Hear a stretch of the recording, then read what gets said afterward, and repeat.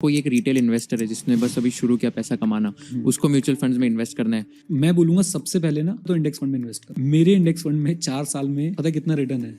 Double हो गया वो 100%। 100% मैं आपको दिखा सकता हूँ। सोचो किसी ने 1 करोड़ रुपए लगाए और अगले दिन मार्केट 3% गिर जाए। मेरे साथ हुआ है ऐसा। पोर्टफोलियो आपको 56 लाख रुपए डाउन दिख रहा है। Just think over. 20 CR आपने म्यूचुअल फंड्स में डाला है, इक्विटी मतलब स्टॉक्स में डाला है, किस में डाला है? बात कर ही रहे हैं तो वो 20 से ऊपर होकर 22 के आसपास पहुंच चुका है। एंड हमारा 80% पैसा म्यूचुअल फंड के अंदर है। समझ गया। मैं ये लिख के साइन करके देने को तैयार हूँ। हर समझदार रिटेल इन्वेस्टर सूनर और लेटर म्यूचुअल फंड की तरफ ही आएगा, चाहे उसका कॉर्पस 10,000 हो, चाहे उसका कॉर्पस 10 करोड़ हो। अभी कल मेरी विनम्र से बात हो रही थी तो उसने क्या किया, तो मैंने उसकी कल बहुत रोस्ट करा है। कल मैंने बैठ के उसको उसके पॉडकास्ट पे, जो खुद से ही भाई साहब स्टॉक मार्केट में ट्रेडिंग करके लॉसेस पे लॉसेस बनाया जा रहा है, वो आपको बोलता है कि आओ मैं आपको सिखाता हूँ। ये तो स्कैम है यार, ये तो फ्रॉड है। Hi Neeraj sir, welcome to conversation with Kushal. दोबारा आपका स्वागत है, सेकंड टाइम। कैसे हो आप? Thank you so much Kushal. बहुत बढ़िया हूँ और ज़िंदगी को जितना एंजॉय हो सकता है ज़िंदगी में उससे ज़्यादा करने की कोशिश कर रहा हूँ और फुल एकदम मज़े आ रहे हैं लाइफ में। उसके बाद मैंने रिसर्च करना शुरू किया। मैंने खूब पढ़ाई करी, अपने ऊपर बहुत ज़्यादा इन्वेस्टमेंट करी कि मुझे स्टॉक मार्केट के बारे में, पर्सनल फाइनेंस के बारे में सीखना ही सीखना है। और उस दौरान गलतियाँ भी हुई, बहुत सारी गलतियाँ भी हुई मुझसे। एंड देन वहाँ पे जब वो पैसा मिला तो मैंने अपनी पहली SIP 2,000 रुपये महीने से शुरू करी थी, 2,000 रुपीज़ पर मंथ। राइट, गलती थी उसके अंदर, बहुत सारी गलतियाँ थी, नहीं पता था कौन सा फंड है क्या है, तो वो इनिशियल फेज था। 2017 में बहुत सीरियस हो गया इस बात को लेके, क्योंकि मुझे पता चल गया कि एक्टिव इनकम तो अच्छी है, लेकिन अगर इस पैसे को सही समय पे सही जगह पे इन्वेस्ट नहीं किया तो ये ग्रो नहीं करेगा। तो 2017 में बहुत सिंसियर हो गया। मैं जहाँ से इस बारे में नॉलेज ले सकता था, चाहे वो कोई ऑनलाइन कोर्स है, चाहे वो कोई ऑफलाइन कोर्स है, चाहे वो कोई इस मार्केट में इंडस्ट्री में काम करने वाला व्यक्ति है, मैं सबको लेके बैठ जाता था। कोई किताब है, वहाँ से मैंने अपनी असली इन्वेस्टमेंट की जर्नी जो है वो शुरू करी। एक सब्सटैंशियल अमाउंट जो है वहाँ से मैंने इन्वेस्ट करना शुरू किया। 2020 में कोविड की वजह से बिग ब्रेक मिला, क्योंकि मार्केट काफ़ी नीचे आ गई थी। एंड देन समझ आ गया कि क्या गेम है ये, कैसे इसमें आगे बढ़ना है। एक कहावत है ना, घर में नहीं दाने और अम्मा चली चुगाने। तो वो कहावत का मतलब ये है कि लोग खुद, मैं ऐसे लोगों को जानता हूँ जिनका डीमैट अकाउंट भी नहीं है लेकिन स्टॉक मार्केट में पूरी जानकारी दे रहे हैं। राइट, मैं ऐसे लोगों को जानता हूँ जिनके खुद के भयंकर लॉसेस चल रहे होंगे लेकिन वो दुनिया को ट्रेडिंग सिखा रहे हैं। तो मैं नहीं चाहता था कि मैं ऐसा कुछ करूँ। मेरी स्किन इन द गेम होनी चाहिए। अगर मैं खुद म्यूचुअल फंड में इन्वेस्ट करके, इक्विटी में इन्वेस्ट करके कुछ इनकम जनरेट कर पाया हूँ, तभी मैं आगे सिखाऊँ। और ये सिर्फ यही जगह है जहाँ पे मैं शायद अपने पोर्टफोलियो को डिस्क्लोज कर रखा है मैंने अपनी वेबसाइट पे, इसलिए कि पता हो लोगों को कि भाई स्किन इन द गेम है, he knows what he is doing. Right, मैं वो व्यक्ति नहीं बनना चाहता हूँ, लेकिन फिर भी मैंने अपना म्यूचुअल फंड पोर्टफोलियो इसलिए डिस्क्लोज कर रखा है कि जो मेरे पास सीखने आ रहा है, neerajora.com पे हमने एक टैब लगा रखा है पर्सनल फाइनेंस के कोर्सेज का। तो जो भी वहाँ पे आ रहा है, एटलीस्ट ही मस्ट नो कि भाई मेरा कितना स्किन इन द गेम है, what is my stake in it. Right, because वहाँ पे एक स्ट्रेस कम है और जब बड़ा पोर्टफोलियो हो जाता है उसको मैनेज करना बड़ी दिक्कत की बात है। एंड दो मुझे ऐसे एडवांटेजेस दिखे जिसका मैं फ़ैन हो गया म्यूचुअल फंड का, जिस चीज़ की वजह से। सबसे पहला एडवांटेज ये मुझे दिखा कि फॉर एग्जांपल अगर मेरे पास 20 करोड़ के स्टॉक्स हैं फॉर एग्जांपल, और मैं आज बेच के नए स्टॉक्स खरीदना चाहता हूँ, तो मैंने बेच दिए। मान लीजिए मुझे 5 करोड़ का प्रॉफिट हुआ, सबसे पहले कौन आएगा आपके पास? मोदी जी आएंगे। मोदी जी क्या बोलेंगे? मित्रों लाओ टैक्स लाओ, है ना। अब टैक्स अगर मैं 10% भी लगाऊं तो अब 12.5% हो गया, 12.5% हो गया। तो आप लगा लो कि लगभग 5 करोड़ पे 12.5% प्लस उसके ऊपर सरचार्ज वगैरह सब कुछ लगेगा, तो मेरा एक सब्सटैंशियल पोर्शन जो है वो टैक्स में चला जाएगा। अच्छा, मैंने बेचा क्यों? क्योंकि मुझे नए स्टॉक्स खरीदने हैं। अब म्यूचुअल फंड में क्या होता है, अब अगर आज मैंने म्यूचुअल फंड में पैसा इन्वेस्ट कर रखा है, मान लीजिए मेरा एक म्यूचुअल फंड के अंदर लेटेस्ट से एक ही म्यूचुअल फंड के अंदर 5 करोड़ रुपए लगे हुए हैं। वो म्यूचुअल फंड इंटरनली कितना भी चर्न करता रहे, कितने भी स्टॉक्स बेचता रहे, क्या उस पर टैक्स लगता है? नहीं लगता है। जब आप यूनिट्स रिडीम करोगे, जब मैं यूनिट्स रिडीम करूंगा तब होगा ना। अब मेरे म्यूचुअल फंड ने ITC के शेयर बेच के HDFC के शेयर खरीद लिए, जीरो टैक्स। लेकिन यही काम अगर मैं ही करूंगा कि ITC के शेयर बेच के HDFC के शेयर खरीदूंगा, तो उस पर 12.5% प्लस सरचार्ज लग जाएगा। तो वो मुझे बड़ी सही चीज़ लगी कि म्यूचुअल फंड में ना आपको जो टैक्स कॉम्पोनेंट है ना वो भी री इन्वेस्ट होकर कंपाउंड होता रहता है। एक दूसरा जो मुझे सबसे बेस्ट लगा, अब आप ये लगा लो कि 20-22 करोड़ के पोर्टफोलियो पे लेटेस्ट से कि आपको 1% भी डिविडेंड मिल रहा है, सिर्फ 1%। हमें पता है डिविडेंड बहुत कम मिलता है, बहुत कम स्टॉक्स हैं जो डिविडेंड देते हैं। मैं कहता हूँ 1% का डिविडेंड लगा लो, that is if I am not wrong 20 lakh 20-22 lakh. अब जब 20-22 लाख का डिविडेंड आएगा तो मैं रोऊं या हंसूं, क्योंकि स्लैब रेट पे टैक्सेबल है। फिर से 42.5% लग गया। अगर मैं ओल्ड रिजीम के अंदर हूँ, 5 करोड़ से ऊपर इनकम है, 42.744% सीधा गया वो। अब बताओ मैं क्या करूँ? यही अगर मैं म्यूचुअल फंड में इन्वेस्टेड हूँ, उस पर डिविडेंड मिल रहा है, then what is going to happen, nothing, no tax, nothing, वो वापस इन्वेस्ट कर देंगे उसको। तो मुझे वहाँ पे कंपाउंडिंग बहुत अच्छे से होती हुई दिख रही थी, मुझे वहाँ पे पावर ऑफ सिंप्लिसिटी दिख रही थी। नहीं, हम मार्केट को बीट करने के चक्कर में ना खुद बीट हो जाते हैं, और कभी कभी हम मार्केट में सिर्फ इसलिए इन्वेस्ट कर रहे होते हैं कि हम अपनी ईगो को सेटिस्फाई करना चाहते हैं कि देख मैं ढूंढ के दिखाऊंगा वो शेयर जो मार्केट को बीट कर सकता है। And it's very difficult, it's very difficult. मैं ये लिख के साइन करके देने को तैयार हूँ, हर समझदार रिटेल इन्वेस्टर सूनर और लेटर म्यूचुअल फंड की तरफ ही आएगा, चाहे उसका कॉर्पस 10,000 हो, चाहे उसका कॉर्पस 10 करोड़ हो, क्योंकि वहाँ जो सुख है ना वो कहीं नहीं है। और खासकर जब आपका पोर्टफोलियो बड़ा हो जाता है, आप उसकी पावर को समझो। This is the power of actual power of passive income. और सिर्फ 12% एज्यूम किया है मैंने, अगर मेरा आप XIR देखेंगे तो वो 19-20% के आसपास आ रहा है, राइट। तो 19-20% पे तो कहीं कहीं का कहीं निकल जाएगा। यानी यहाँ जो घड़ी का कांटा चल रहा है, हर कांटे के साथ जो है वो पैसा बन रहा है, हर मूवमेंट के साथ जो है पैसा बन रहा है। तो ये जिसको समझ आ गया वो कमा रहा है, जिसको नहीं समझ आया वो कोशिश कर रहा है समझने की। जितनी जल्दी समझ आ जाए अच्छी बात है। राइट। ये पहले तो अगर कोई एक रिटेल इन्वेस्टर है जिसने बस अभी शुरू किया पैसा कमाना, उसको म्यूचुअल फंड्स में इन्वेस्ट करना है और उसको अगर जानना है, तो मतलब क्या लाइक टॉप 2 क्या फैक्टर्स होने चाहिए, और उसको एक्सप्लेन कर पाओगे लाइक क्या होता है ये सब? मैं बोलूँगा सबसे पहले ना, सबसे पहला फैक्टर, ये चीज़ सबसे ज़्यादा अंडरस्टेटेड है या लोग इसको बिल्कुल इग्नोर करते हैं। सबसे पहली चीज़ आपको अपने आप को समझना चाहिए, आपका रिस्क एपेटाइट क्या है, आप मार्केट में किस लिए आ रहे हो। अगर किसी का रिस्क एपेटाइट जो है वो रिस्क टॉलरेंस बोल लो इसको, बहुत कम है, और वो आता है वो सीधा स्मॉल कैप के अंदर पैसे लगा देता है, स्मॉल कैप फंड के अंदर, वो जी नहीं पाएगा। क्योंकि स्मॉल कैप में जो वोलेटिलिटी दिखती है ना, अभी आप चेक करोगे, मुझे लगता है किसी भी रैंडम स्मॉल कैप को उठा लोगे ना, तो पिछले 1 साल के रिटर्न पता है कितने होंगे? 60%, 70%, मुझे ऐसा लगता है ऑन एन एवरेज 50% तो जो गधे से गधा स्मॉल कैप फंड है वो भी दे रहा होगा। Just think over it. मैं आपको अगर बोलते तो मैं एक बार ना इस पे भी चेक भी करके बताता हूँ साथ साथ। मैं 1-2 स्मॉल कैप के फंड्स को ढूंढता हूँ और उनके मैं आपको रिटर्न्स बताता हूँ, 1 ईयर के रिटर्न्स बताने की कोशिश करता हूँ। You will be surprised. तो अब जैसे ये ऊपर गए हैं वैसे ही नीचे भी आते हैं, तो हो सकता है 1 साल में वो 30% नीचे भी आ जाए, और वहां पे क्या हो जाएगा, जिसके रिस्क एपेटाइट सही नहीं है उसको चिंता हो जाएगी। जैसे मैंने भी एक स्मॉल कैप खोला है, 56% रिटर्न इन 1 ईयर। मतलब आपको इतना रिटर्न बैंक FD में कमाने के लिए 7 साल लगते हैं, 7-8 साल लगते हैं। कंपैरिजन पर्पस के लिए मैं बता रहा हूँ, 7-8 साल लग जाएंगे आपको, राइट। तो ये आपको सबसे पहली चीज जो आपने पूछी, वो बहुत अच्छा क्वेश्चन पूछा आपने। हो क्या रहा है कि हम लोग दुनिया को तो जान रहे हैं, अपने आप को नहीं जान रहे हैं। कुछ नहीं मिला तो इंडेक्स फंड में इन्वेस्ट करो। एंड मैंने ये एक बार ट्विटर पे पोस्ट भी डाला था, मेरे इंडेक्स फंड में 4 साल में पता है कितना रिटर्न है? डबल हो गया वो, 100%।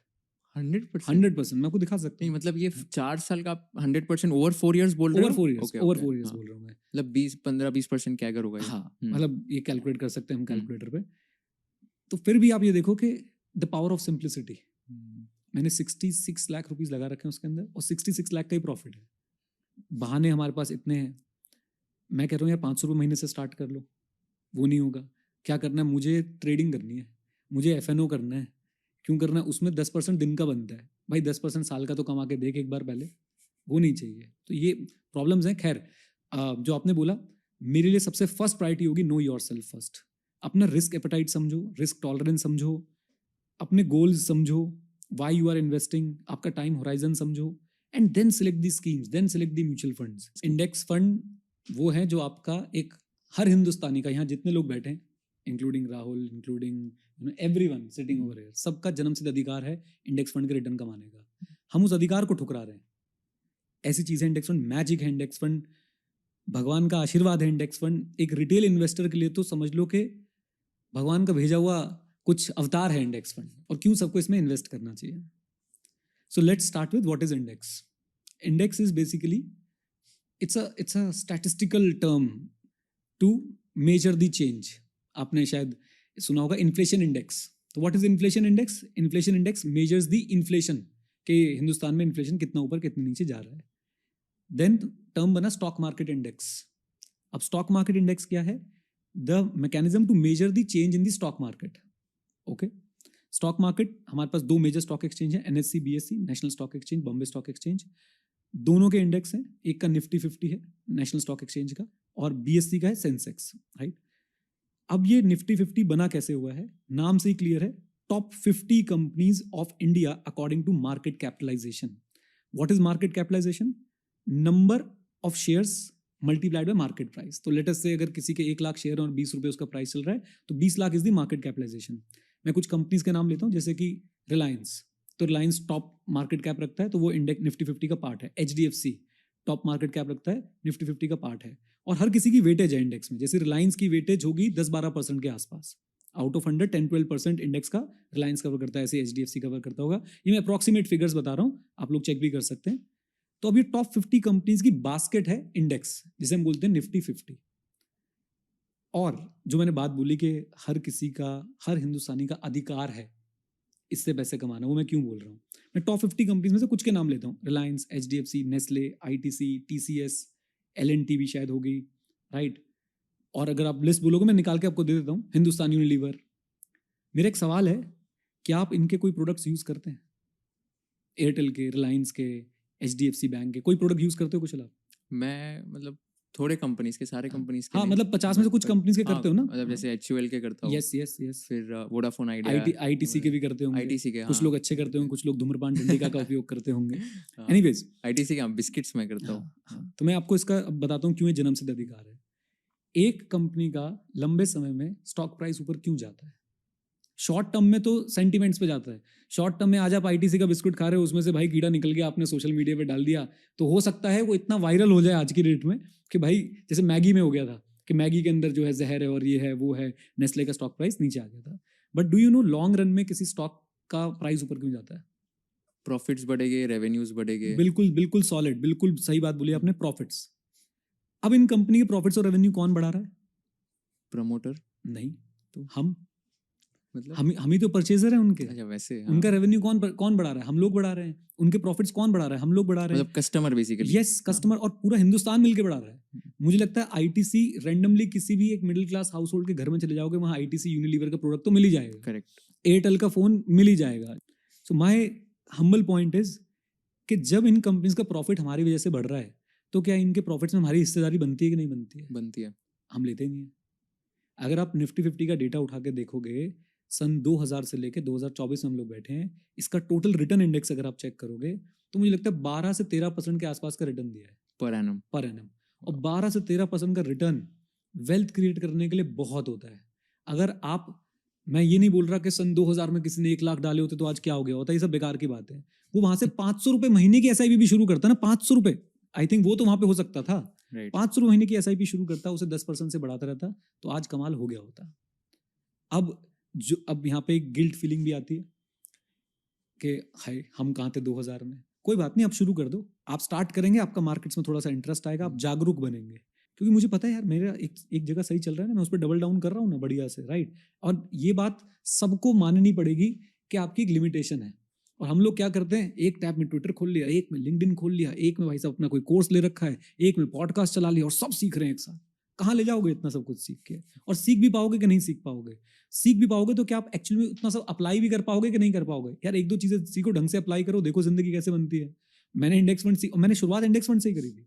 इंडेक्स फंड सीखा, उसको अप्लाई किया, अब देखो, अब इंडेक्स फंड जो मैंने आपको एक बताया जो डबल हो गया है, मेरे पास करोड़ में है इंडेक्स फंड, डिफरेंट बढ़िया बढ़िया प्रॉफिट दे रहे हैं। मैंने उसको सीखा, उस पर डबल डाउन किया, उसके बाद मैंने एक्टिव म्यूचुअल फंड सीखा, उस पर डबल डाउन किया। अब मेरे को और कुछ सीखने की ऐसी जरूरत लगती नहीं है कि भाई ठीक है मेरे को इंडेक्स फंड पता है, एक्टिव म्यूचुअल फंड पता है, डायरेक्ट स्टॉक्स में कुछ स्टॉक्स वो 20% रह गए हैं, वो मेरे अच्छे स्टॉक्स हैं, मुझे लगता है उनके फ्यूचर मुझे बहुत भरोसा है, उनको चलाऊंगा, दैट्स इट। बढ़िया। एक कॉमन चीज मैंने क्या देखी लोगों के पोर्टफोलियो में, एक तो नंबर ऑफ स्कीम्स बहुत ज्यादा है, बहुत ज्यादा अननेसेसरली नंबर ऑफ स्कीम्स भरी हुई है। डाइवर्सिफिकेशन के नाम पे डाइवॉर्सिफिकेशन कर रखा है, राइट। दूसरी कॉमन चीज मुझे क्या नजर आई, सबने रेगुलर फंड, जो डायरेक्ट और रेगुलर आपने क्वेश्चन पूछा था, सब रेगुलर उससे जा रहे हैं। और रेगुलर फंड के जाने के मतलब क्या है कि बीच में एक एजेंट इन्वॉल्व है and your returns are getting decreased because of that regular option. For example, अगर आपको जब आप इन्वेस्ट करने जाते हैं, दो ऑप्शन होते हैं, डायरेक्ट एंड रेगुलर। जब आप डायरेक्ट से करते हैं, फॉर एग्जाम्पल एक म्यूचुअल फंड है, उसमें डायरेक्ट से अगर आप करते हैं तो एक्सपेंस रेशियो होता है 0.62%, लेकिन अगर आप रेगुलर के थ्रू जाएंगे तो वो एक्सपेंस रेशियो होगा 1.62%। तो जो 1% है that is the agents commission. Now ये बड़ी नुआंस चीज है, इसको आपको ऐसे आप ब्लैक एंड व्हाइट नहीं कर सकते कि डायरेक्ट ही जाना है, रेगुलर ही जाना है। क्यों नहीं कर सकते, उसके पीछे मैं लॉजिक बताता हूँ। क्या म्यूचुअल फंड एजेंट्स बुरे हैं? क्या म्यूचुअल फंड एजेंट्स चोर हैं? क्या म्यूचुअल फंड एजेंट्स या डिस्ट्रीब्यूटर्स कह लीजिए, क्या ये क्लाइंट को बेवकूफ़ बना रहे हैं? Not everyone. It's just like जैसे हर डॉक्टर अच्छा नहीं है, हर डॉक्टर बुरा नहीं है, हर सीए अच्छा नहीं है, हर सीए बुरा नहीं है, ऐसे ही आप ब्लैक एंड व्हाइट नहीं कर सकते कि म्यूचुअल फंड डिस्ट्रीब्यूटर्स बुरे हैं। यार एक टाइम पे जब आप लोग और हम लोग नहीं थे ना यूट्यूब पे, अब हम तो इन्फ्लुएंसर बन गए और हम दुनिया तक पहुंचा रहे हैं इंडेक्स फंड और ये वो फलाना ढिमाका। तो आपके घर पे आके कौन बताता था आपको म्यूचुअल फंड के बारे में? यही लोग बताते थे। दे वर दी वंस। हम किसी को भी पकड़ के सोशल मीडिया पे विलन बना सकते हैं 2 मिनट में। मैं यहाँ पे बोल दूं अरे डायरेक्ट से जाया करो, डायरेक्ट ही सही होता है, म्यूचुअल फंड वाले तुम्हारा पागल बना रहे हैं, तुमसे एजेंट कमीशन ले रहा है। नहीं, अगर वो एजेंट सही आपको गाइड भी करता है टाइम टू टाइम, वो आपकी हेल्प भी करता है, आपकी हैंड होल्डिंग भी करता है, वो आपकी फाइनेंशियल प्लानिंग में भी मदद कर देता है थोड़ी बहुत, मुझे नहीं पता उसका स्कोप में क्या क्या आपने कर रखा है, देन इट्स ओके यार। अगेन वो आपकी चाची का लड़का नहीं है कि फ्री में काम करेगा, उसका भी अपना घर है, चलाना है। आप अपने पैसे कमाने की बारी आती है तो आपको लगता है सबसे ज्यादा कमाऊं, जब आपसे कोई और कमा रहा होता है आपको लगता नहीं। राइट? तो ऐसा नहीं होना चाहिए बिल्कुल भी।